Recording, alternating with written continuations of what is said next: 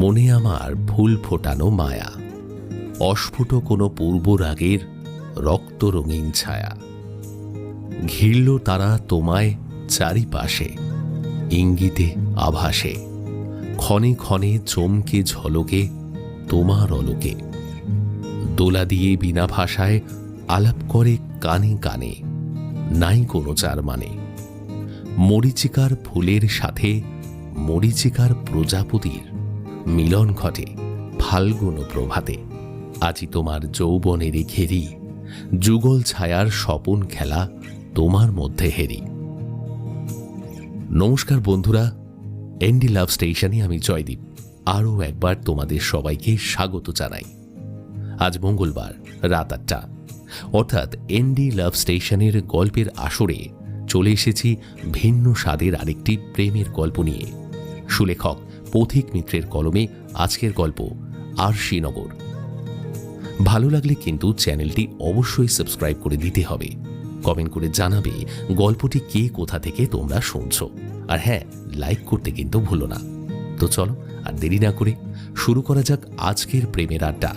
ND লাভ স্টেশনের বিশেষ নিবেদন, সুলেখক পথিক মিত্রের কলমে আরশিনগর।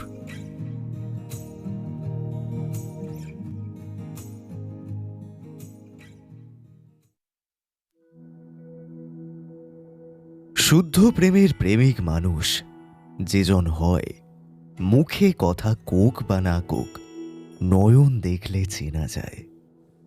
2016 সালের শেষের দিক। তখন উত্তাল ঢাকা শহর মুক্তমনা ব্লগার অভিজিৎ রায়ের নৃশংস হত্যার খবরে নড়ে চড়ে বসেছে গোটা বিশ্ব। সাম্প্রদায়িক দাঙ্গার আভাস গোটা বাংলাদেশ জুড়ে চলছে। পুলিশের কড়া নজরদারি আর পাহারা, যাতে এই পরিবেশে ঘটে যাওয়া বিচ্ছিন্ন সাম্প্রদায়িক হিংসার ঘটনাগুলো ভয়াবহ দাঙ্গার আকার ধারণ না করে। কারফিউ শহর জুড়ে পুলিশ আর সেনার জওয়ানরা টহলদারি করছে গোটা শহরে। সন্ধে নামতেই আগে ভাগে বন্ধ হয়ে গেছে দোকান বাজার। বাতাসে ভেসে বেড়াচ্ছে একটা থমথমে আতঙ্ক আর এক রাশ টায়ার পোড়া ধোঁয়া। শহরে হালকা শীতের পরশ নেমেছে, কিন্তু প্রতিটা বন্ধ দরজার পেছনে আতঙ্কের প্রহর গুনছেন ঢাকার আম জনতা। রেডিওতে ঢাকায় বেশি আসছে চট্টগ্রাম, ময়মনসিংহে ঘটে যাওয়া বিভিন্ন হিংসাত্মক ঘটনার খবর। বিগত কিছুদিনে বেশ কিছু খুন, ধর্ষণের খবর এসেছে, কিন্তু অধিকাংশ খবর খুব নিপুণ হাতে চেপে দিয়েছেন শাসক গোষ্ঠী। রাজনৈতিক মুনাফা গুনতে যে দাঙ্গার থেকে বেশি কার্যকর কোনো দাওয়াই নেই, সেটা খুব ভালো করেই জানেন বিশ্বের সব ক্ষমতালোভী রাজনৈতিক নেতা। তাই তারাও নীরব দর্শকের ভূমিকায় কেবল উস্কানি দিয়ে চলেছে। ঢাকার এই এলাকাটা এককালে হিন্দু পাড়া বলেই পরিচিত ছিল, যদিও এখানে হিন্দু মুসলমান দুজনেই সমান সংখ্যায় থাকত। এই এলাকায় যে একটা দাঙ্গা লেগে যেতে পারে কেউ ভাবতে পারত না একসময়। কিন্তু দাঙ্গা এক ধরনের পরজীবী প্রাণী, যা ধীরে ধীরে মানুষের মনের মানবিকতাটুকু শুষে নিয়ে তার মধ্যে সাম্প্রদায়িক বিষ ঢেলে দেয়। বাজারের এক কোণায় এক ঠেলা গাড়ি আর একটা অটো রিকশার কঙ্কাল পড়ে আছে। কালকেই এদেরকে দাহ করা হয়েছে। ঠেলা গাড়িতে করে সবজি বিক্রি হতো সম্ভবত। কিছু আলু, পেঁয়াজ, একটা পদপৃষ্ট বেওয়ারিশ ফুলকপি পড়ে আছে পাশে। সন্ধ্যের আজানের শব্দ শোনা গিয়েছিল, তাও ঘণ্টাখানেক আগে। বাতাসে একটা পোড়া পোড়া গন্ধ। রাস্তায় লোকজন নেই বললেই চলে। এরই মধ্যে চাদর মুড়ি দিয়ে মুখটা পুরো ঢেকে একটি ছায়ামূর্তি অতি সন্তর্পণে গলির মধ্যে ঢুকল। দুটো চোখ অতি সন্তর্পণে চারিদিকে ঢেকে একটা বড় বিলাসবহুল বাড়ির সামনে এসে দাঁড়ালো। বাড়িটার নাম বরকত মঞ্জিল। এই বাড়িটা স্থানীয় নেতা গফুর শেখের। এই এলাকায় তার নামে বাঘে গরুতে এক ঘাটে জল খায়। ছায়ামূর্তিটি বাড়ির সামনে দাঁড়িয়ে একবার বাড়িটার দিকে তাকিয়ে অবজ্ঞার সাথে একতলা থুতু ফেলে বাড়িটার ঠিক পাশের গলিতে মিলিয়ে যায়। তার গন্তব্য বরকত মঞ্জিলের ঠিক পেছনের একটা ভগ্ন দশা বাড়ি। ছাদের অবস্থা করুন, পলেস্তারা খসে পড়েছে, ধসে গেছে বাড়ির একটা দিক। ঝোপঝাড় আগাছায় ঘেরা এই বাড়িতে যে কোনো মানুষ বাস করে সেটা দেখে বোঝার উপায় নেই। ছায়ামূর্তিটি অতি সন্তর্পণে ঢুকে দরজা খুলেই একটি সিঁড়ি বেয়ে নিচের দিকে নেমে গেল, একটি ধূর্ত সাপদের ন্যায়। বাংলাদেশের অনেক পুরনো বাড়ির মতোই এই বাড়িটায় মাটির তলায় একটা ঘর আছে। নিচে নেমে নিজের চাদরটা ফেলে দিল লোকটা। একটা গামছা দিয়ে তার মুখ ঢাকা, শুধু দুটো চোখ দেখা যাচ্ছে। চোখ দুটো থেকে যেন হিংসা আর ঘৃণা চুয়ে চুয়ে পড়ছে। তার ভারী পায়ের শব্দ পেয়ে একটা ভীত নারী কণ্ঠের আর্তচিৎকার ভেসে এলো ঘরের ভেতর থেকে। শুনেই যেন আরো হিংস্র হয়ে উঠল পুরুষটি। দ্রুত পায়ে ভেতরে ঢুকে এক রাশ ঘৃণা ভরে বলল, চুপ সালিমাকে, চুপ কর কইতাছি। কালো সালোয়ার কামিজ পরিহিতা একজন মহিলাকে একটা চেয়ারের সাথে দড়ি দিয়ে বাঁধা। বয়স আন্দাজ 30-এর ঘরে, পূর্ণ যৌবনা, ফর্সা রং, সুন্দরী। সাইরা দেন আমারে, সাইরা দেন, পায়ে পড়ি আপনার, সাইরা দেন। ছেড়ে দিমু তরে? দিমু তো, দিমু, খাড়াও একটু। আমি আপনার কি ক্ষতি করছি? আমারে মাইরা আপনি কি পাইবেন? মেয়েটি কথাটা শেষ করার আগেই পুরুষটি পিছন থেকে তার গলা চেপে ধরে বলে উঠল, চুপ করবি নাকি নাকি এখনই শেষ কয়টা দিব তোরে? ইয়া আল্লাহ, মাইরেন না আমারে, পায়ে পড়ি আপনার। আল্লাহ, আজ দেখি দেখি তোরে কেমনে আল্লাহ বাঁচায়। গফুর শেখের সুন্দর ছোট বিবিরে আজ কোন আল্লাহ বাঁচাইতে আসে এটা দেখুম আমি। বলেই সজোরে এক ধাক্কায় মেয়েটিকে মাটিতে ফেলে উঠে দাঁড়ালো পুরুষটি। সুইচ টিপে একটি টিমটিমে বাল্বের আলোতে আলোকিত করল ঘরটাকে। জরাজীর্ণ দশা ঘরটির, ভাঙা চোরা পরিত্যক্ত আসবাবে ভরা, ঝুল আর ধুলোর আবাদ বিচরণ। এক কোণায় দেওয়ালের ওপর কয়েকটা কাগজে আঁকা ছবি লাগানো আছে, কোনো বাচ্চার আঁকা সম্ভবত, তবে বেশ পুরনো। ডান দিকের একটি কোণার দিকে দেখা যাচ্ছে একটি ঠাকুরের বেদি। এবার পুরুষটি মুখ থেকে গামছাটা সরালো, চোখের নিচে সুরমা পরা, কালো পাঠানি কুর্তা আর কামিজ, মুখে এক গাল দাঁড়ি। এবার পুরুষটি নিজের পাঞ্জাবিটি খুলে গায়ে একটি নামাবলী চড়িয়ে দিল। একটি কমণ্ডলু থেকে একটু জল নিয়ে চারদিকে ছিটিয়ে কাপা কাপা হাতে দেশলাই কাঠি দিয়ে একটি ধূপ জ্বালালো। আলোকিত হলো একটি রাধা কৃষ্ণের মূর্তি, একটি শিবলিঙ্গ আর একটি লক্ষ্মী ঠাকুরের ছবি, কাঠ দিয়ে বাঁধানো। সস্তার পলকা কাঠ কালচে হয়ে গেছে। তারপর ধূপ দেখাতে দেখাতে সে বিড়বিড় করতে লাগলো, ওম ভূর্ভুবস্য তৎসবিতুর্বরেণ্যং ভর্গদেবস্য ধীমহি ধিয়ো ন প্রচোদয়াৎ। ওম ভূর্ভুবস্য তৎসবিতুর্বরেণ্যং ভর্গদেবস্য ধীমহি ধিয়ো ন প্রচোদয়াৎ। না না না, আমি কেউ না।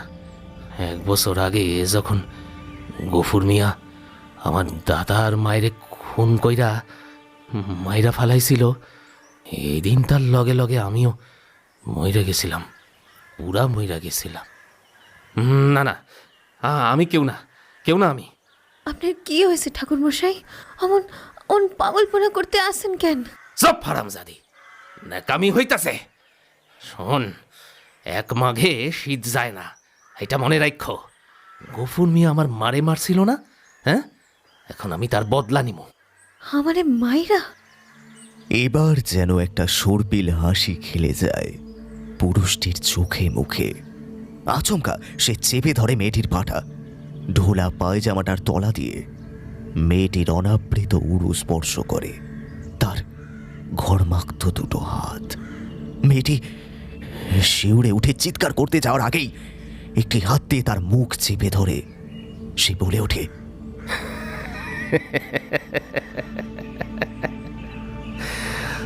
মরণ এত সহজে দিমু না তরে।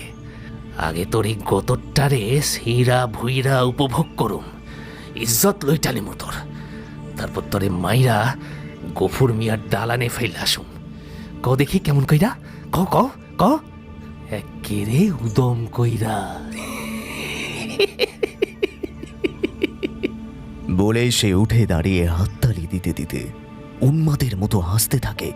কিন্তু হঠাৎ হাসতে হাসতে তার মুখের ভাব পরিবর্তন হতে হতে কান্নার রূপ নেয়। কাঁপা কাঁপা ঠোঁটে সে অস্ফুট কণ্ঠে বলে ওঠে, ঠিক যেমন আমার মার লগে করছিল হেরা। হ্যাঁ, ঠাকুর মশাই, আপনি ভুল করতেছেন। কেন কেন ভুল কেন?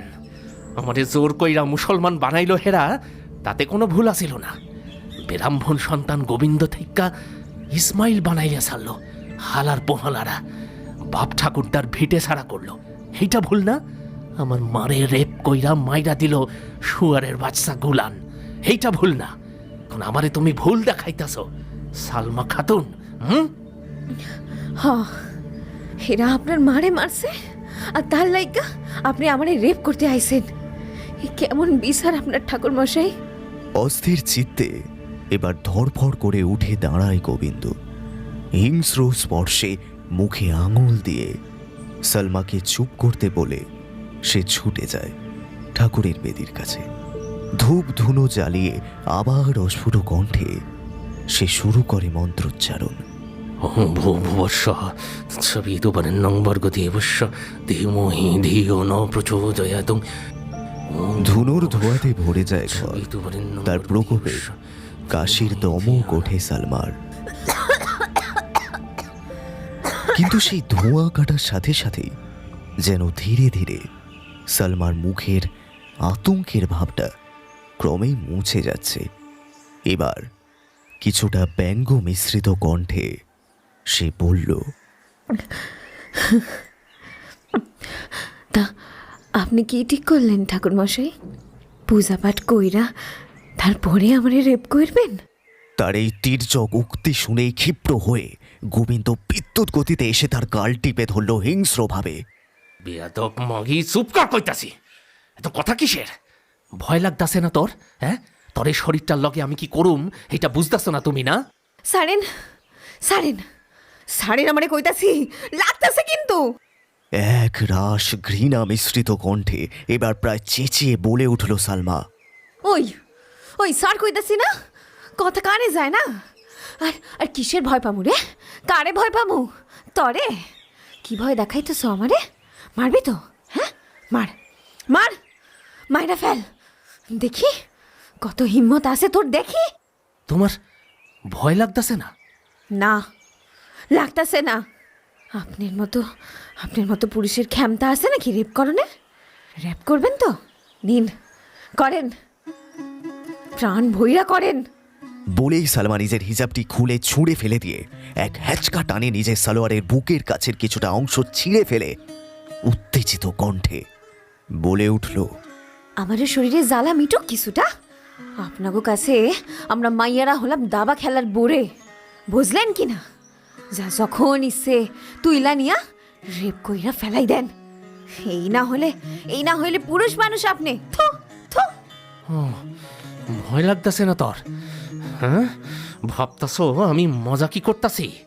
আরে সত্য তরে কাইটটা ফালামুরে, দেখবি দেখবি, দেখ এই দেখ ছুরি খান দেখ। হ্যাঁ, বলেই একটা ছুরি বের করে সালমার গলার কাছে ধরে গোবিন্দ। গলা না, একেবারে চিরা দিমু। তখন গফুর শেখ বুঝবে যে কাছের কেউ মরলে বুকের ভিতরে কেমন খা খা করে। আমার আমার মারে মাইরা দিল, দাদারে মাইরা দিল, এখন বদলা চাই, শুধু বদলা। আপনি বদলা নিবেন? নেন না, প্রাণের সুখে বদলা নেন। আমারও না এই বন্দি জীবন আর ভালো লাগে না। একখান যা সাথে জানলা ছিল, এটাও তো বন্ধ করে দিল গফুর শেখ। আমারও এবার মুক্তি চাই। মুক্তি? শয়তান মাগি, তোরে কি মুক্তি দেওয়ানের লগে ধরে আনছি? হ্যাঁ, রেপ কইরা মাইরা ফেলামু, ঠিক যেমন আমার মায়েরা করছিল হেরা। ভালো তো, বেশ তো, তাই করেন তাইলে। আমার এই সুখাগতের এই জ্বালাটা মিটুক কিছুটা। 10 বছর বয়সে নিকা করে আনছিল আমারে গফুর শেখ। তেনার তখন 52। আমার বাপরে টাকা ধার দিছিল, কইছিল তার পোলার লগে আমার শাদি দিবে। তারপরে আমার দেখা নিজের পছন্দ হয়ে গেল।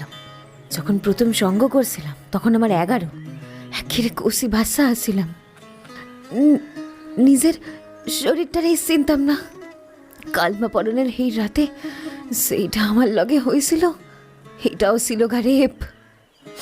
কিন্তু আপনাকে আইনের চোখে হাইটাতে অপরাধ নাই। বেহুশ হইয়া পড়েছিলাম। 2 দিন পর গফুর আইয়া কইলেন তারে মাফ কইরা দিতে। তার নাকি আমার দেখা তার মরা মাইয়ার রুমকির কথা মনে পড়ে গেছিল। আর কোনো দিন শুইয়া দেখেনি সে আমারে। এদিকে আমারও তো শরীর মন ইচ্ছেগুলো বড় হলো ধীরে ধীরে। আমারও তো সাজ জাগলো শরীরে, কিন্তু তিনি আর আইলেন না আমার ঘরে। তার সব থেকে প্রিয় ছোট বেবি হইল গিয়া তার কাঁচের আলমারিতে রাখা একখান পুতুল। আর আপনি ভাবতেছেন কিনা আমার মায়েরা তারে কিনা কষ্ট দিবেন?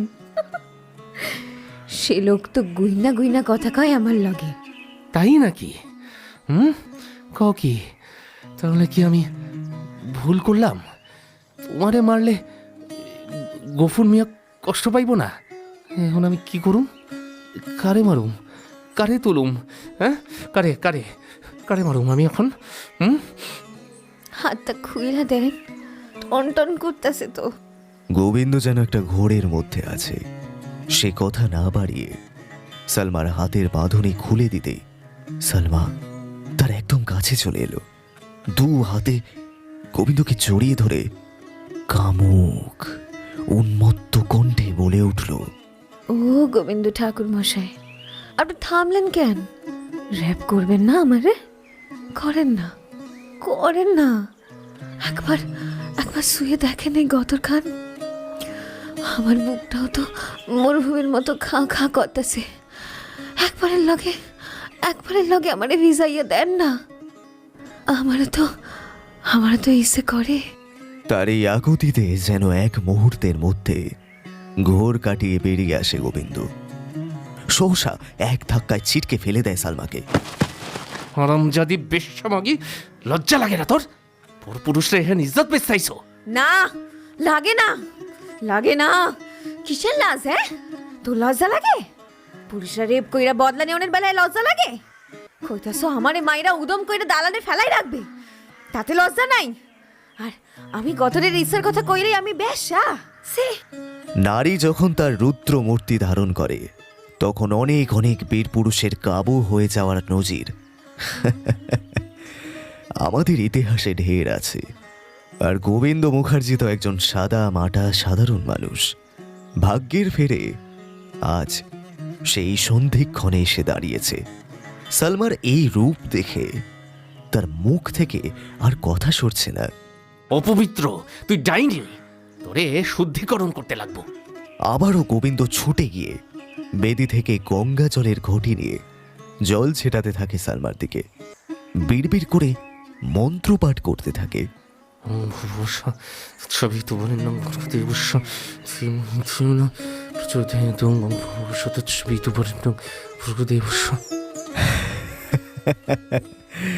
তার এই দশা দেখে এবার হাসতে থাকে সালমা।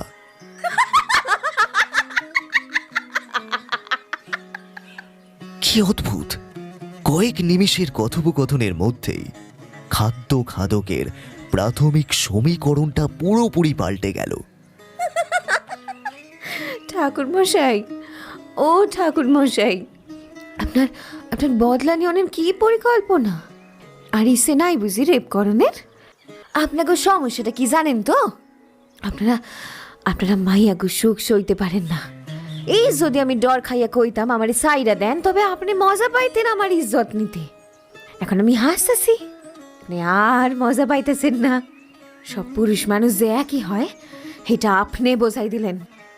কিছু মুহূর্তের পিনপতন নীরবতা নেমে এলো সেই ছোট্ট ঘরটাতে। কোথাও যেন ফোঁটা ফোঁটা জল পড়ছে, স্পষ্ট শোনা যাচ্ছে না সেই শব্দ। বাল্বের মরা আলোয় যেন গোবিন্দের মনের ভেতরে আবেগের মরু ঝড়টাকে আঁচ করতে পারছে না। পা ছড়িয়ে মাটিতে বসে কার্যত একটা গোখরো সাপের মতো ফুঁসছে সালমা। তার বুকের ওঠা নামা আর গভীর নিঃশ্বাসের শব্দ যেন একটা ঘূর্ণিঝড়ের আগাম পূর্বাভাস দিচ্ছে। না না, সব পুরুষ এক হয় না। গোবিন্দের কণ্ঠে এতটা আকুতি এলো কোথা থেকে? আমার আমার দাদা গিরিশ মুখার্জি এক ছিল না। গুরুপদ ঠাকুর মশাইয়ের বড় পোলা হইয়াও সে পূজাপাঠ করতো না। বাপে কত পিটাইতো তারে, তবু সে কইতো হিন্দু মুসলমান কইরা আমাগো দেশটা উচ্ছন্নে যাইতাছে। কোনো মুসলমানের বিপদে হে বুক দিয়া আগলাইয়া রাখতো। লাইব্রেরি থেকে মোটা মোটা বই পড়তো আর ওই খবরের কাগজে লিখতো। হ্যাঁ, তবে কোনো যুদ্ধ হিংসে বা ধর্মের কথা নয়। সে কইতো শান্তির কথা, কইতো মানুষের থিকা কোনো বড় ধর্ম নাই, হতে পারে না। এইটাও সইল না হালাদের। শেষের দিকে দাদার পলায় থাকতো। তারপর একদিন ওই গফুর মিয়া ঠিক তারে মাইরা দিল। ঠিক মাইরা দিল। আপনার দাদা এত বড় মানুষ আসিল, আর আর আপনি কি না তার ভাই হইয়া আমারে রেপ কইরা গফুর শেখরে সবক শিখাইতে আইছেন? আইসি,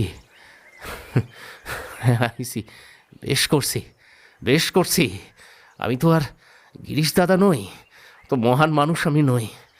আমি খুব সাধারণ মানুষ, অত বইপত্তর বুঝি নেকো। বাপে এক যা পূজাকরণ শিখাইছিল তাই করি দুবেলা দুমুঠো জুটে যেত। এইটা হালাতোর বরের সইল না। আমারে কইল হয় বাপ ঠাকুরদার ভিটে ছাড়তে হইবে, নাইলে পূজা বন্ধ করতে হইবে। আচ্ছা পূজা করণ ছাড়া আমি আর কি পারি শুনি? হ্যাঁ, খামু কি, কই যামু? হাতে গুনে ওই 5-6 ঘর হিন্দু আছে এই পাড়ায়, আর আমি আসিলাম একমাত্র পুরুত। রোজ হের লোকেরা আমারে শাসাইতে লাগলো। দাদা তো তখন পলাই থাকতো, আমারও রাতে বাড়ি ফিরতে পারতাম না। বাড়িতে মায় একা থাকতো, আর একদিন মারেও। কথা শেষ করতে পারল না গোবিন্দ। ভরা বর্ষার যেন খরস্রোতা নদীর বাঁধ ভেঙে গেল। ফুপিয়ে কেঁদে উঠল সে। আবার নেমে গেল নীরবতা। বাতাসে ঘর করল এক রাশ ইতস্তত। দপ করে উঠল বাল্বের মরা আলো। তা ঠাকুর মশাই, আমার লগে কি করবেন ঠিক করলেন? যেভাবে পোলা পাইনের মতো কাঁদতাছেন, তাতে তো আর রেপ হইব বলে মনে হইতেছে না। যে জয়রে হাতখান বাঁধছিলেন একেবারে টন করতেছে। এসব কটাক্ষ যেন কানেই গেল না গোবিন্দের। আনমনে সে বলে উঠল, না, আমার ভুল হইল বোধ হয়। তাহলে কারে আনলে ভালো হইতো কও আমারে? হ্যাঁ, মেজো বৃত্তি নাকি বড় বৃত্তি? কারে গফুর শেখের সব থেকে বেশি পছন্দ আমার বলো না গো। দেখো, বদলা তো আমি নিমুই। হ্যাঁ, বদলা আমি নিমুই। তারে মারুম, তারপর নিজে গলায় দড়ি দিমু। এত বদলা নেওয়ার শখ যখন আপনার, তাহলে গফুর শেখরে গিয়ে মারতাছেন না কেন আপনি? গোবিন্দ যেন আবার কেঁপে উঠল। নামটা শুনেই চোখে মুখে খেলে গেল ভয়। কাঁপা কাঁপা কণ্ঠে সে বলল, পাগল নাকি? আমি আমি ওদের সাথে পারবো নাকি? জানি জানি পারবো না। আমারে ওরা মেরে দিবে, আমারে ওরা মেরে দিবে। এই ফোরিঙ্গের কোলসে নিয়ে আপনি আইছিলেন আমারে রেপ করতে? উফ, হাতখান টন টন করতেছে দেখেন। এবার উঠে দাঁড়িয়ে কিছুটা আড়মোড়া ভাঙার মতো করে হাত পা টান টান করে নিল সালমা। তারপর এদিক ওদিক তাকিয়ে ঘরটাকে দেখতে লাগলো সে। যখন তাকে অপহরণ করা হয়েছিল তার চোখ মুখ বাঁধা ছিল, কিছুই বুঝতে পারেনি সে। এখন ধীরে ধীরে সে সব বুঝতে পারছে যদিও। এই এই এই কই যাও, কই যাও? এখন পলাই যাওনের তাল না তোমার? আমারে আমারে ধরাইয়া দিবা না? ভাবছো আমি কিছু বুঝি না? পলাই যাবো কোন সুলোয় কন দেখিনি, তাও এত রাইতে? আপনার মতো মাইয়া গো ইজ্জত দেওয়ানের মানুষের তো আর অভাব নাই এই ঢাকা শহরে। এই শোনো না, শোনো না, দেখো দেখো, আমি কথা দিতেছি, তোমারে আমি সাইরা দিমু, মাইরি বলতেছি, আমারে শুধু কইয়া দাও, গফুর শেখের সব থেকে বেশি কাছের কে? আমার একটু কইয়া দাও, আমি আমি আমি কথা দিতেছি, আমি তোমারে সাইরা দিমু। সালমা যেন শুনতেই পেল না তার প্রশ্নটা। সে আন মনে নিজের কবজিতে হাত বোলাতে বোলাতে বলল, কি রাই খুশি জোরে না মশরাইছিলেন হাত খান, কালা দাগ পড়ে গেছে।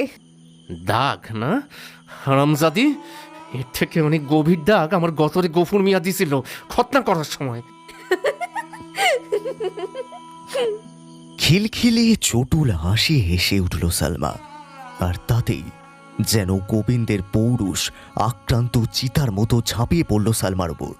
তাকে মাটিতে ফেলে দিয়ে গলা চেপে ধরল তার। কার্যত সালমার ওপরে চেপে বসল গোবিন্দ।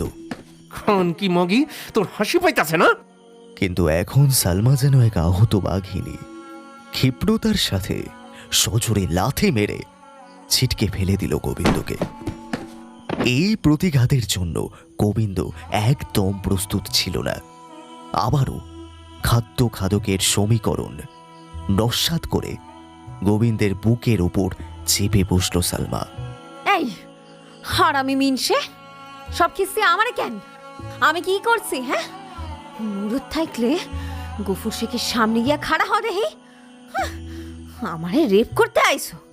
হারামির বাচ্চা, করবি না রেপ? কি রে, রেপ করবি না? হয় তোর, হ্যাঁ, পুরুষ মানুষ। ছোট্ট ঘরটার প্রতিটা দেওয়ালে যেন প্রতিধ্বনিত হলো সেই ক্রুদ্ধ হাসি। আর তারপরেই ভেসে এলো গোবিন্দর কান্না মিশ্রিত অসহায় গলার স্বর। আমি তো কইতাছি সাইরা দিব তোমারে, শুধু আমারে কইয়া দাও, কারে গফুর মিয়া সব থেকে বেশি ভালোবাসে? আমি আমি আমি আমি আমি তারে মাইরা বদলা নিমু। কও না, কও না, কও না, আমাকে আমাকে আমাকে কও না। কমু, সত্যি কমু? আপনি সইতে পারবেন সারেন ঠাকুর মশাই? এবার যেন এক আদিম নীরবতা নেমে এলো ঘরটাতে। দুটো মানুষের অসহায় হৃদয়ের রক্তক্ষরণের শব্দ ছাড়া এই গোটা ব্রহ্মাণ্ডে যেন সেই মুহূর্তে আর কোনো শব্দের অস্তিত্ব থাকলো না। আর হৃদয়ের রক্তক্ষরণের শব্দ আবার কানে শোনা যায় না। আচ্ছা, এই ঘরখান কি আপনার? এইখানে থাকতেন আপনি ছোটবেলায়? আচ্ছা, এই এই ছবিগুলান আপনার আঁকা? সালমার এই প্রশ্নটা শুনেই গোবিন্দের মুখে হঠাৎ যেন একটা দীপ্তি খেলে গেল। অনেকটা শেষ বিকেলের চুরি যাওয়া রোদের মতো, যেন অতীতের কোনো স্মৃতি এক ঝটকায় তাকে টেনে নিয়ে চলে গেল ফেলে আসা দিনগুলোর কাছে। সে এক ছুটে সেই আঁকা ছবিগুলোর কাছে চলে এসে বলে, হ্যাঁ, এইটা আমার, আর এই দাদার।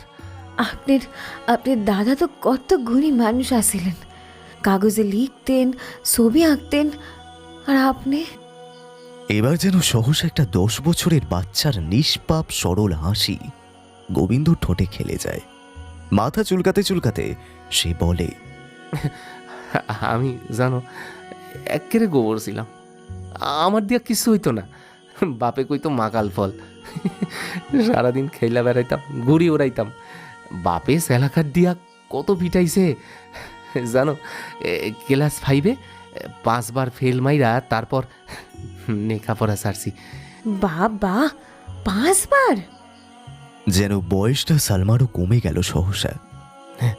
বলি, ও মেয়ে, এত হাসতাছো কেন? তুমি স্কুল গেছো নাকি? হ্যাঁ, স্কুল গেছো? আমি ক্লাস 5 পাস দিয়ে নিকা করতে বসি। একবারেই পাস দিছিলাম, আপনার মতো 5 বারে নয়। আপনি যখন ফেল খাইয়ে বাসায় ফিরতেন আর আপনার বাপে আপনার সাদে কান ধইরা খাড়া করাইয়া রাখতো, তখন আমি কুলের আসার খাইতে খাইতে দহিনের জানলা দিয়ে আপনারে দেখতে পাইতাম। হঠাৎ যেন কিছু মুহূর্ত আগের অপহরণকারী হাড়মাদ একটা শিশুর মতো লজ্জা পেয়ে গেল। কি যে কও না, যা একেরে মিশে কথা। সে কি গো, আপনি লজ্জাবতী লতার মতো লজ্জা পাইতেছেন যে বড়? এই নিয়ে আইয়া পড়ছিলেন আমারে র‍্যাপ করতে? আচ্ছা, তোমাকে ওই জানলা দিয়ে বুঝি সব দেখা যাইতো? হ্যাঁ, যদিও তখন একটা কারফিউ বিঘ্নিত গুমোট থমথমে রাত্রি ধীরে ধীরে গ্রাস করছিল ঢাকা শহরকে, তবে সালমার চোখে তখন একটা ফেলে আসা বিকেল, যে বিকেলে অনেক স্মৃতি আছে, শুধু হিংসা হানাহানি নেই। সব দেখা যাইতো। আপনাকে সাদে আপনার মায়ে আম সত্য শুকাইতো, কি মিষ্টি গন্ধ আইতো।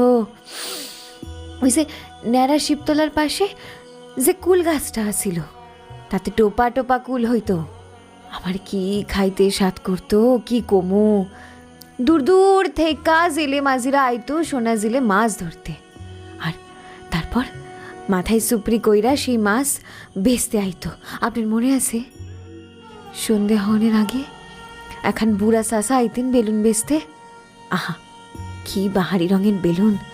পশ্চিমের আকাশের লাল রংটা আমি রোজ দেখতাম। মনে আছে আপনার? সেই এক বুড়া ফকির বাবা আইতো, একতারা হাতে গান গাইতে গাইতে ভিক্ষা করতো। কি দরদ আসিল তার কণ্ঠে! একেরে কলজে থেকে বাহির হইতো সেই গান। ফজরের নামাজের কালে ছিলাম আমি ঘুমের ঘোরে, জোহর গেল আইতে যাইতে, জোহর গেল আইতে যাইতে, আসর গেল কামের দায়ে, নামাজ আমার হইল না আদায়, নামাজ আমার হইল না আদায়। সালমার গলায় যেন এই গ্রাম্য সুর একটা অন্য পৃথিবীতে নিয়ে গিয়েছিল গোবিন্দকে, তার ছোটবেলার পৃথিবীতে। জানেন, জানলা খানো গফুর মিয়া বন্ধ কইরা দিল। কেন? বাবারে, তার সাদের সুটো বিবি জানলা দিয়ে পরপুরুষ দেখতাছে, আর সে পুরুষ মানুষ হইয়া ম্যাদা মাইরা থাকবো? কারে দেখতা গা তুমি? যদি কই আপনি রে। মিশে কথা। রূপে গুণে দাদা আমার থেকে অনেক ভালো আছিল, দেখলে তুমি তারই দেখতা, আমারে নয়। আপনি তো দেখতেছি একেবারে লজ্জাবতী লতা। কিছু ক্ষত এতটাই গভীর হয় যে হিমেল হাওয়ার পরশ ক্ষণিকের স্বস্তি দিলেও আবার কিছু সময়ের মধ্যেই সেই ঘা রগরগে হয়ে ওঠে। এই মেয়ে, আমারে ভুলাইতাছ? হ্যাঁ, তোরে না মাইরা পুইতা দিব। ভালো ভালো কইয়া দাও, কারে গফুর শেখ সব থেকে বেশি চাইতো? হঠাৎ যেন গোবিন্দর মোড়ক থেকে সেই হিংস্র ইসমাইল আবার জেগে উঠল। এই নরম মন নিয়া এই কথা আপনি শুনতে পারবেন না, সারান দেন। পারুম পারুম পারুম, সব পারুম, সব পারুম। নিজের দাদা মায়েরে জিতে দিছি আমি সব পারুম। শোন মেয়ে, আমাকে কও না আমারে, বলো না আমায়। আমার বুকের ভিতর এখনো দাউ দাউ করিয়া 2 হান সীতা জ্বলতাছে, একটু একটু একটু শান্তি দাও আমারে, কও না। সালমার গলার স্বর যেন ঠিক বর্ষার প্রথম বৃষ্টির পর মাটি থেকে উঠে আসা সোঁদা গন্ধের মতো ছুঁয়ে গিয়ে ভেঙে যাওয়া একটি মানুষকে বলল। বিশ্বাস করো গোবিন্দ ঠাকুর মশাই, সেই কথা তুমি সইতে পারবা না, বড় কষ্ট পাইবা। আর কত কষ্ট পামু আমি কইতে পারো? সবই তো হারাইছি, আর হারাবার আছেটা কি তুমি কও? গফুর মিয়া শুধু একজনের এই মন প্রাণ দিয়া ভালোবাসতো, সে হলো গিয়া কানুনবালা। কোনো এক কবি লিখেছিলেন, দেশলাই কখন দাবানল হয়ে যাবে তুমি জানো না। যে গোবিন্দকে আষ্টে পৃষ্ঠে বেঁধে ফেলেছিল পরিযায়ী দুঃখেরা, হঠাৎ নামটা শুনেই যেন তার মাথায় বাজ পড়ল। পর মুহূর্তে চোখে মুখে ফুটে ওঠে তীব্র ঘৃণা এবং রাগ। ছুটে গিয়ে সে মাটিতে ফেলে দেয় সালমাকে, আর তার গলা চেপে ধরে বলে, হারামজাদি, জানে মাইরা দিব তোরে, গলা টিপে একেবারে শেষ কইরা দিব। আর একবার আমার মায়ের নাম ওই নোংরা মুখী আনলি পরে।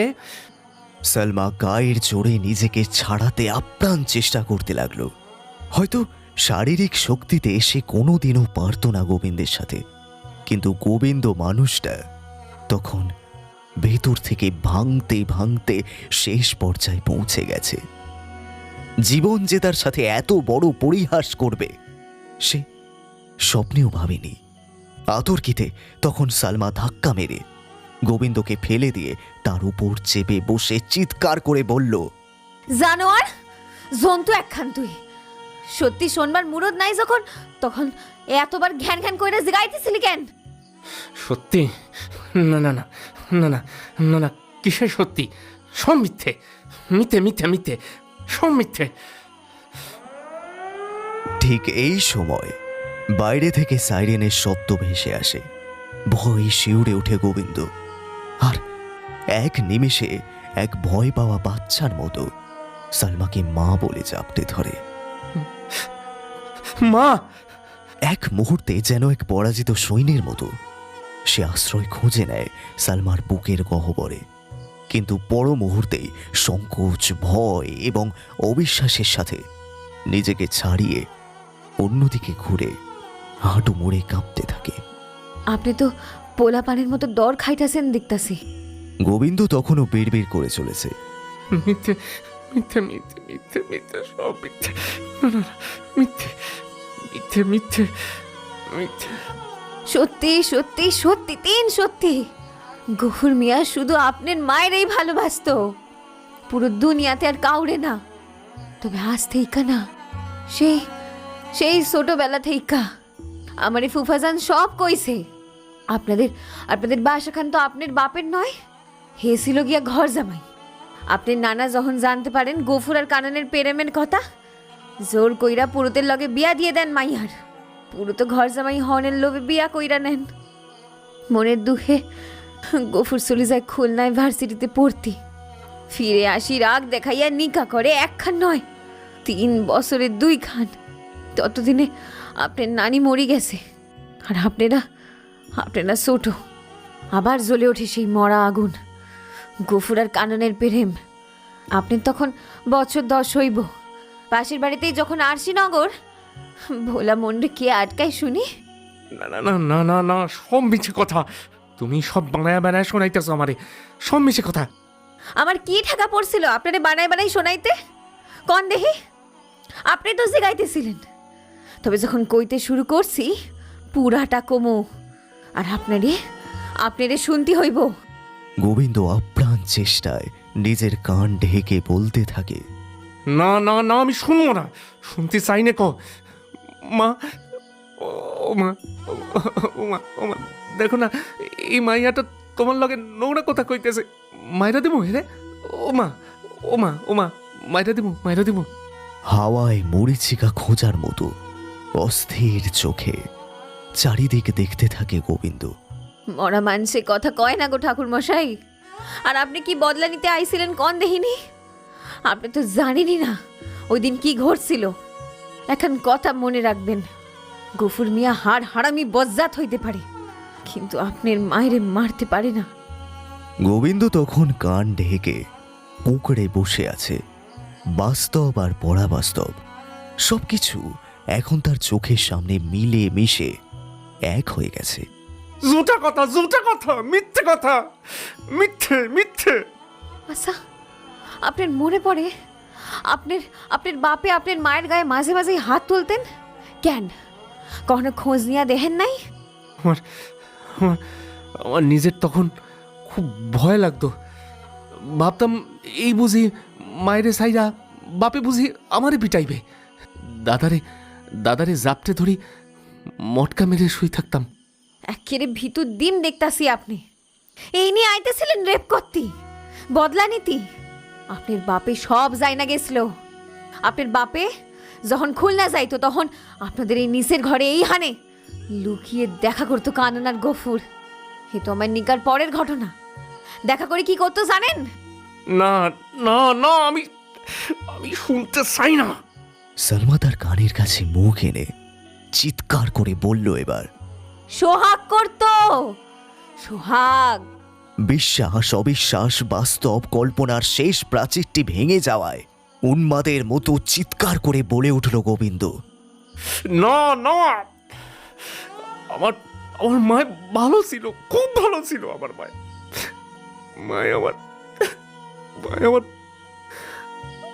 আমার মায় খুব ভালো ছিল। কি সুন্দর কাঁচা আমের আচার বানাইতো। আমরা খাতে খুব ভালোবাসতাম। রাতে যদি স্বপ্ন দেখি ভয় পাইয়া কাঁদতে থাকতাম। মায়ের বুকে চাপটাইয়া ধরতো, কইতো, গোবিন্দ ডর খাও কেন, আমি তো আসি। তারপর কইতো, ভূত আমার ভূত, পেতনি আমার জি, রাম লক্ষণ বুকে আছে, করবি আমার কি? মায়ে আমার ভালো ছিল, খুব ভালো, জানো। কে কইছে আপনার মায়ে খারাপ ছিল? হঠাৎ যেন সালমার গলায় উত্তেজনা প্রশমিত করে দিয়েছে এক অদ্ভুত প্রশান্তি, যার গভীরতা আজও কোনো পুরুষ বুঝতে পারেনি। উনি তো খুব ভালো ছিলেন। কোনো সমাজ, ধর্ম, দেশ তারে বাইন্ধা রাখতে পারে নাই গো। উনি আজাদ ছিলেন, এক্কেরে স্বাধীন। আপনার মনে আছে ওনার একখান রানী রঙা শাড়ি আসিল? স্মৃতির অতল থেকে কিছু একটা খুঁজে পেয়ে যেন সহসা বলে উঠল গোবিন্দ, হ্যাঁ হ্যাঁ হ্যাঁ, আসিল তো। শাড়ি খান মায়ের বড় পছন্দের আসিল। গোসল কইরা মায়ে ওই শাড়ি খান পরি ভিজে চুলি সাথে গিয়ে কাপড় মিলতো। আমাদের তুলসী মঞ্চ খান তো আসিল সাথেই। ভিজে আঁচলে মায়ে তুলসী মঞ্চে জল দিত, মনে আছে আমার। জানো জানো, মায়ের ওই ভিজে আঁচলে একখান অদ্ভুত গন্ধ ছিল, মন কেমন করা গন্ধ। মায়ের কথা মনে পড়লেই সেই গন্ধখান নাকে আসে এখনো। মনে হয় এই তো মা। মায়ের আসলের গন্ধ কেউ ভুলতে পারে না গো ঠাকুর মশাই, কেউ পারে না। যদিও আমার কথা আলাদা। আমার আম্মি তো আমার 3 মাস বয়সেই মরে গেল। আমার ওসব গন্ধ টন্ধ নেই গো। ওই শাড়ি খান মায়ে দোলের মেলা থেকে কিনছিল নিজের জমানো টাকা দিয়া। এইটা নিয়া বাপের তো কি রাগ, ছুরি দিয়া কাইটটা দিছিল শাড়ি খান। মায়ে তাও সেলাই দিয়া পরতো শাড়িটারে, খুব প্রিয় আসিল যে মায়ের। এইটা কিন্তু একদম মিছা কথা। শাড়ি খান গফুর দিয়াছিল, আর আপনার বাপে এইটা জেনে গেছিল, তাই তো কাইটটা দিছিল শাড়িটারে। কিন্তু আপনার মায়েরে আটকাইতে পারে নাই। এত মায়ের খাইয়াও তিনি ভিজে চুলে ছাতে যাওয়া ছাড়েননি। সাথে তো মায়ে যাইতো তুলসী তলায় জল দেওয়ানের লাইগে। আমি যদি কহি উনি ছাদে আইতেন, কারণ রোজ দুপুর বেলাতে গফুর শেখ ওই জানলা খানের সামনে খাড়ায় থাকতেন তারে দেহনের লগে। বড় বৃত্তি মেজবৃত্তি ভাবতো গফুর শেখ বুঝি আমার লগে সোহাগ করতে আইসে ভদ্রপুরে। পোড়া নসিব আমার। জানলা খানের সামনে ঠাই বসে থেকে চলে যেতেন উনি। আমার খুব হিংসে হতো জানেন তো। শেষে গুজি থাকতাম যদি একবার উনি দেখেন আমারে। কিন্তু উনি তো কানন রে চাইতেন, সালমারে নই গো। অনেক দিনের জমা অভিমানী কান্নাগুলো যেন এই বিষাদ মেঘের আকাশে সহসা উড়িয়ে দিল সালমা খাতুন। একটা চাপা হাহাকার যেন মিশে গেল সেই ঘরটির সৌরজগতে। তুমি যে কইলা ওই জানলা খান গফুর বন্ধ কইরে দিছিল, হ্যাঁ? দিছে তো, তবে আল্লাহর কসম কইতাছি, আমি কিন্তু এই জানলা দিয়ে কোনো পরপুরুষে দেখতাম না। আমি তো বাসা থেকে বাইরে হইতাম না সেই রকম। সাতখানাও ভাঙ্গা যাওয়া মানা। জানেন, সেই ছোট থেকেই আমার না আকাশ দেখতে বড় ভালো লাগে। তুলা মেঘের খেলা, শরৎকালের তুলা মেঘগুলান আকাশের বুকে কেমন ভেসে বেড়াইতো। আবার বর্ষাকালে মুখ ভার কইরা থাকতো আকাশখান, দেখতে বড় ভালো লাগতো আমার। ওই জানলা দিয়ে আমি আকাশ দেখতাম গো। আর ভালো লাগতো ঘুড়ি উড়াইতে। জানলা দিয়ে দেখতাম দুটো বগ্গা ঘুড়ি লড়াই করতেছে। কি মজাই লাগতো কি কমু। নিজেই চেঁচাই উঠতাম, ভোকারটা। ফুফু কইতো, পাগলি মাইয়া। তবে কানুন যাবার পর তো ওই জানলাখানের প্রয়োজন ফুরাইল, তাই বন্ধ করে দিল। কানুনও নাই, জানলাও নাই, আর আমার আকাশখানও নাই। আমি বিশ্বাস করি না যে আমার মায়ে গফুর শেখের মতো একটা নোংরা রোগকে ভালোবাসতো, তাও কিনা মুসলমান। এটা যদি হইয়া থাকে তাহলে এইটা ছিল এক তরফের, শুধু গফুরের দিক থেকে। এবার যেন সংকীর্ণতার থাবায় সে আঁচড়ে পড়ল গোবিন্দর ওপর। আপনি না পোলাপানের মতো নিজের বোঝাইতেছেন। সত্যের থেকে মুখ ফিরাইয়া থাকুন যায়, কিন্তু তাতে কি আর সত্যটা মিথ্যে হয়ে যেতে পারে? আপনার দাদা তো লিখতেন প্রথম আলোতে, সত্য থেকে পলাইবার পথ নাই নাস্তিক মুকুজ্জে। তুমি দাদার লেখা পড়তা বুঝি? বুঝতে পারতা? আমি তো কিছুই বুঝতে পারতাম না, তাই আমি ওসব আর পড়তাম না। আচ্ছা আচ্ছা, দাদার লেখা নিয়ে দেশ জুড়ে তো লোকের এত আপত্তি, তা তুমি তো লেখাগুলান পড়তে, হ্যাঁ, মানতে ওর কথাগুলান? আমি তো লুকাই লুকাই পড়তাম, সব কি আর বুঝতাম? কিন্তু মানুষটার চিন্তা ভাবনা আমার বড় ভালো লাগতো গো। এই কথা খান আরো বেশি ভালো লাগতো। এই মানুষ খান হইলে গিয়ে আমার পড়শি। মাইয়াগো লেখা পড়া হোক, সব সমান অধিকার দেওয়ান হোক, এইসব কথা লিখতেন উনি। আমি নিজে কানে শুনছি। ঢাকা শহরের বড় বড় লোক আইয়া গফুর শেখেরে কইছে নাস্তিকরে মাইরা দিতে, কিন্তু ওনার হইল ওই এক কথা, যাই হয়ে যাক কাননের পোলার গায়ে যেন কেউ হাত না দিতে পারে। মিছে কথা, হরমজাদি, আমারে বেকুব বানাইতাছ। নাস্তিক মুখার্জি কাননে পোলা, আর আমি কি বানের জলে ভাইসে আসছি? আমার যে জোর কইরা মুসলমান বানাইলো সেবেলা আমি কাননের পেটে ছেলে না? এটাই হিংসার সব থেকে বড় গুণ।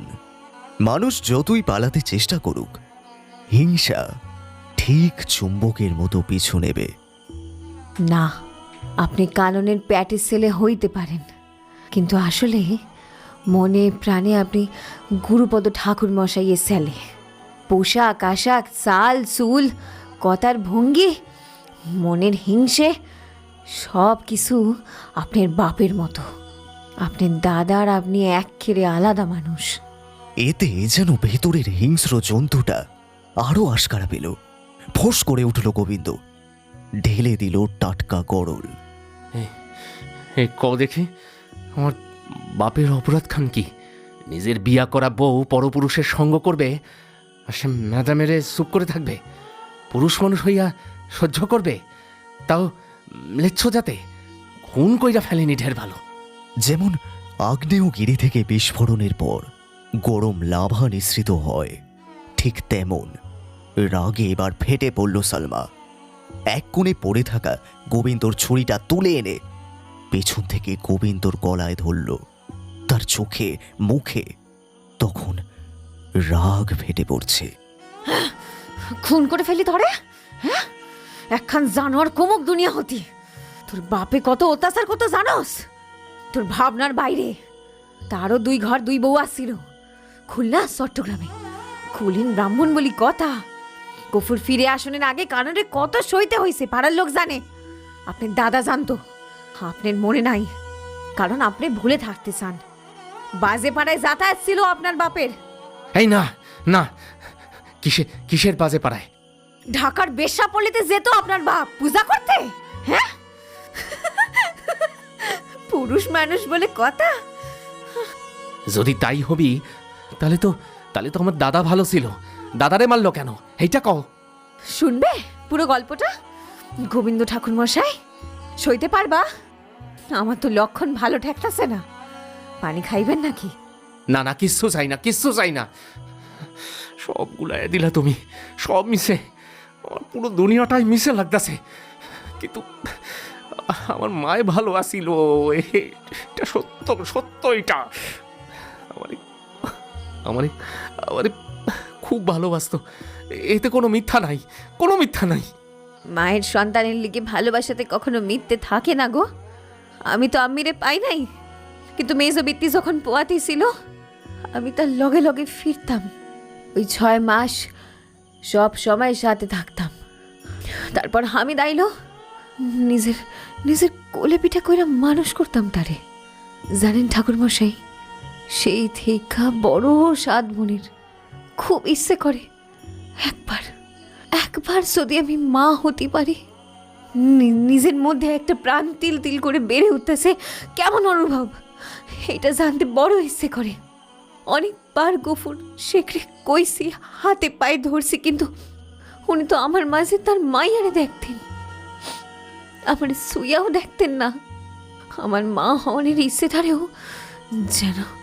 যেন গলা টিপে মাইরা দিল সে। জানেন, বড় ইচ্ছে করে মাঝে মাঝে কেমন হইতো যদি আমিও কানন হইতাম। সৃষ্টির গোড়া থেকে বিধাতা এক অদ্ভুত রসিকতা করছে, যেন পুরুষ নারীকে কাম দিয়েছে, তার সাথে দিয়েছে ধর্ষকাম।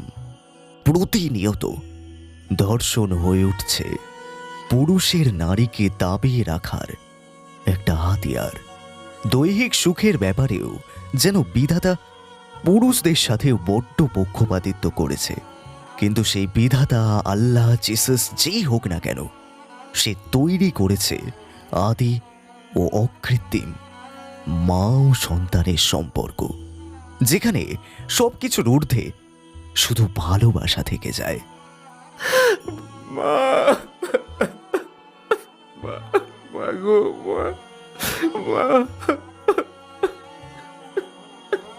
বলে আবার সালমার বুকে আছড়ে পড়ল গোবিন্দ। সেই ছেঁড়া সালোয়ারের অর্ধ উদ্ভাসিত বক্ষ, কিন্তু এই আলিঙ্গনে কোনো কাম ছিল না, ছিল আশ্রয়। এক পাগল ছেলের তার মরা মাকে খোঁজার আকুতি। মায়ের পাগল পোলা এখন শুনবেন সেদিন কি হয়েছিল, আপনি জানা দরকার। আল্লাহর কসম, একখান মিছে কথা কমু না আমি, আপনি মন শক্ত করেন। সব তোলপাড় করে দিলে গো, সব ভেঙে দিলে। মা দাদার মরার পরে খুব কাইন্দা ছিলাম। তারপর রোজ বদলা নেওয়ার জন্য প্রস্তুত হয়েছি, রোজ নজর রাখছি তোমার উপরে। কবে গফুর খুলনা যায় তুমি বাইরে প্ল্যান করছি, কিন্তু এখন তো সব শেষ হইয়া গেল। এবার সব পরিষ্কার হইব গোবিন্দ ঠাকুর মশাই, একটু ধৈর্য ধরেন। আপনার বাপ তো 2 বছর ধরে গায়েব ছিল, লোকের থেকে টাকা ধার নিয়ে পলাইছিল।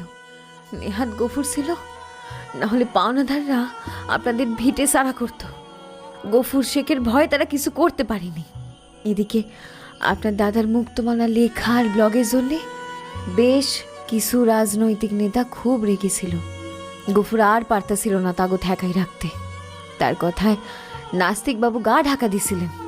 আপনি এসব জানেন না, কারণ আপনি তো সকাল থেকে বাইরে থাকতেন, বাড়িতে একা আপনার মা।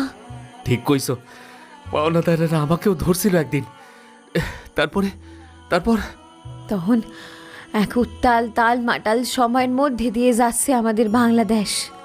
মুক্তমনা ভাবনাকে খুন করতেছে গোড়া উন্মাদের দল। ধর্মের নামে রোজ বেকসুর কত প্রাণ নষ্ট হইতেছে, কিন্তু কিন্তু এই চরম দুঃসময় যেন হঠাৎ আরো কাছে চলে এলো গফুর আর কানন। 30 বৎসরের সব না পাওয়া গুলান তারা খুঁজে পাইতে থাকলো একে অপরের মাঝে। আর কোনো শিকল তাগো বাইন্ধা রাখতে পারলো না গো। রোজ রোজ দুপুরে তারা দেখা করতে লাগলো। আইজে আই হানি, আই ঘরটা তীরে। না না না, এ হতে পারে না। আমার মা ভালো ছিল, খুব ভালো আছিল, সতী ছিল আমার মা। সব মিথ্যে। থাইমা যান ঠাকুর মশাই, থাইমা যান, চোখ কান খোলেন, আপনার বাপটারে সিনে নেন। কি যাতনাই না দিছিল কানন রে জীবন ভোর। আর গফুরে দেখেন সব পাইয়াও এই কাননের লগে সব সারতে তৈয়ারা ছিল। নিজের বিশ্বাস, নিজের ধর্ম, নিজের পরিচয় সব কিছু বাজি রাখতে পারতো হে কাননের লগে। তা না হইলে আপনি আজ বাঁচি থাকতেন না। এতই যদি পীড়িত ছিল তাহলে আমার আমার মায়ের খুন করলো কেন সেই লোক? গফুর মিয়া আপনার মায়ের আর দাদারে মারে নাই। কি? হ, মারছে আপনার বাপে, গুরুপদ ঠাকুর মশাই। সেই মুহূর্তে যদি সুনামি বা সাইক্লোন এসে গোটা সৃষ্টিকে নিশ্চিহ্ন করে দিত, তাহলেও হয়তো গোবিন্দ আপত্তি করত না। এক নিমেষে এই মেয়েটা তার জীবনের মানেটাই পাল্টে দিল। না, এই মেয়েটা নয়, সত্য, নির্মম নগ্ন সত্য। সেই দুপুরে যখন গফুর আর কানন একসাথে ছিল, তখন কোথা থেকে খবর পাইয়া চলে আসে গুরু ঠাকুর। তখন গফুর আর কানন বাঁধ ভাঙ্গা প্রেমে মত্ত। হেই হেই হানে, বোঝেন কারে কয় বাঁধ ভাঙা প্রেম? যে অপূর্ণতা তিল তিল করে শরীর ও মনে বাসা করে, একটু ছোঁয়াতে যেন সেই বাঁধ ভেঙে রুক্ষ মরুভূমির বুকে বন্যা আনে যে প্রেম। গফুর আর কাননের সেই প্রেম, যাদের কোনো ধর্ম, সমাজ, রাজরীতি বাইন্ধা রাখতে পারে নাই। গুরু ঠাকুর বন্দুক আনছিল সাথে, হে গুলি চালাই দেয়, গফুরে বাঁচাতে গিয়া কানন গুলি খায়। তখন তার শরীরে কোনো আবরণ নাই গো, গফুরের স্পর্শ ছাড়া। পরের গুলিতে গফুর মরতো যদি না নাস্তিক আইসা গুলি চালাইতেন। এইটাই কয় নসিব। এই দিন 2টা গুলি চলে, একখান নাস্তিকের লাগে আর একখান আপনার বাপের। এক লহমায় আপনার পুরো পরিবার শেষ হয়ে যায়, আর সাথেই শেষ হয়ে যায় গফুরের একমাত্র প্রেম। আপনার বাপের লাশটা গফুর সরাইতে পারছিল, না হইলে আরো কুৎসা হইতো, দাঙ্গা লাগতে পারতো। বাকি লাশ দুখান সরাইবার আগে লোক জড়ো হয়ে যায়, এসে সব ভাঙচুর করে ফেলে, আর গফুর সামনে আইতে পারে না। আপনি আইসা পড়ছেন তখন। গফুর শুধু অসহায়ের মতো এই জানলা দিয়ে তাকাইছিল। তার কানন রে একবার শেষ দেখা দেহনের লগে ইচ্ছে থাকলেও সে বাইর হইতে পারে নাই। তাতে তো কাননের কলঙ্ক বাড়বে। আমি শুধু দেখছি এই লম্বা চওড়া লোকের পাঁজর ভাঙা কান্না। আবার নীরবতা, নিঃশ্বাসে মিশে আছে কান্নার কুচি। হাহাকারগুলো যেন ক্লান্ত হয়েছে এই কারফিউ ঘেরা রাতে। বড় আফসোস হয় গো গোবিন্দ ঠাকুর মশাই, বড় জন্মে যদি আমি কানন হতে পারতাম। কি হইতো কানুন হই? আদম্য করতা, এত কষ্ট পাইতা, তারপরাই তো বদনামের মরণ। ও তুমি বুঝবা না, পুরুষ মানুষ না। গফুরের মতো একজন সাচ্চা প্রেমিক পাইতাম, গিরিশের মতো যুক্তিবাদী পোলা, আর তোমার মতো একজন মায় পাগল ভীতু আত্মভোলা ছেলে পাইতাম, যে এত কিছু পাওয়ার বিনিময় ওইটুকু কলঙ্ক সয়ে নিতাম গো। মা, মা, মা, মা গো, মা। আবার অকস্মাৎ সে এক রত্তি সালমা খাতুনের বুকে আশ্রয় খুঁজে নিতে বাধ্য হল মধ্যবয়স্ক হেরে যাওয়া গোবিন্দ মুখার্জি, যার গোটা পৃথিবীর মানে পাল্টে গেছে অল্প কিছুদিনের মধ্যে। সে কি গো, সব মাইয়া গো মা ডাইকা জড়াই ধরলে তো ভারী মুশকিল। বদলা নেওনের কি হইব? র্যাব করণের? আর পারি না গো মা, আর পারি না, আর সইতে পারি না, আর পারতাছি না, বিশ্বাস করো, আর পারতাছি না। রোজ আমি হেরে যাই, রোজ আমি মরে যাই বারবার। আমি আর পারুম না। ক্ষমা কইরা দিও মা গো, আমায় ক্ষমা কইরা দিও। আমি বুঝি নাই যে সব মাইয়া গো মাঝে তুমি আসো মা, আমি বুঝি নাই গো, সব মাইয়া গো মাঝে তুমি আসো।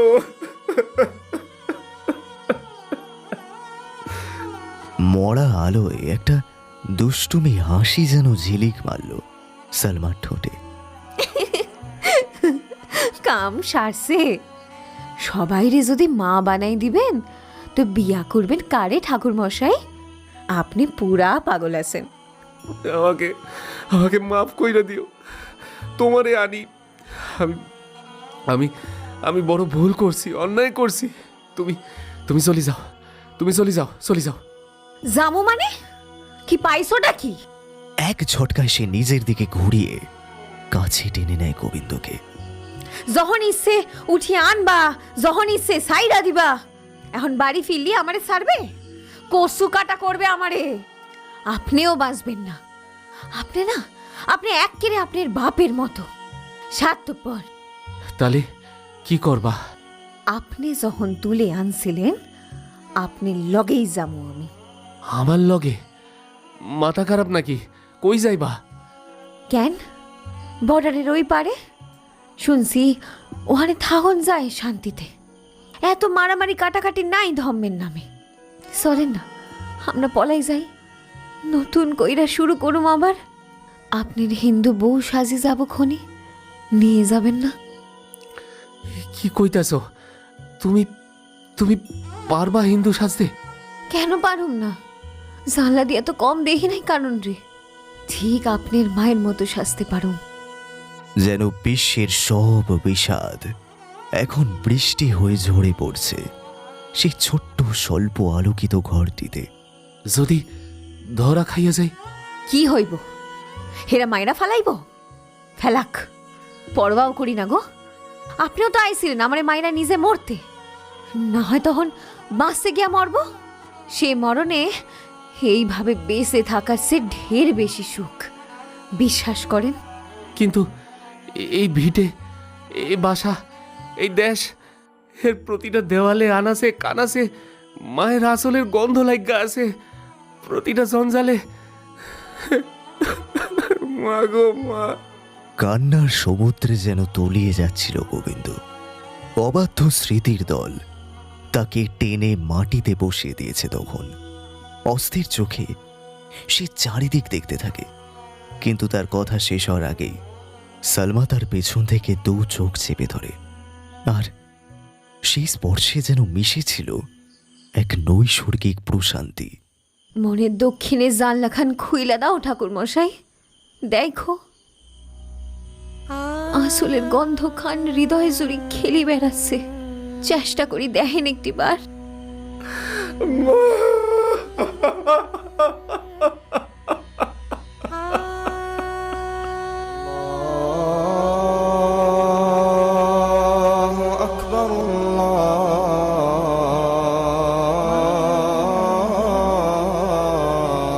দূরের কোনো মসজিদে তখন ভোরের প্রথম আজান ভেসে আসে। মা গো মা।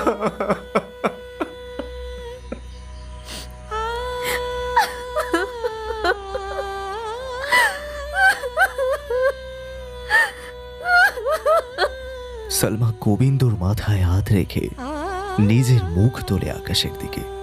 সেই মুখে ক্লান্তি আছে, দুঃখ আছে, বিষাদ আছে, আবার যেন এক চিলতে আশাও আছে, কিছু স্বপ্ন আছে। ইয়া আল্লাহ, বড় জন্মে আমারে আমারে কানুন বানাইও।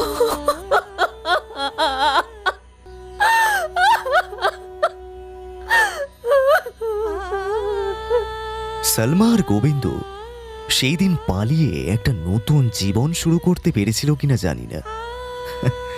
হয়তো তাদের পুলিশ বা গফুরের লোক ধরে ফেলেছিল, বা হয়তো বর্ডারে বা হয়তো কলকাতার বুকে আজ তারা বেঁচে আছে নতুন পরিচয়।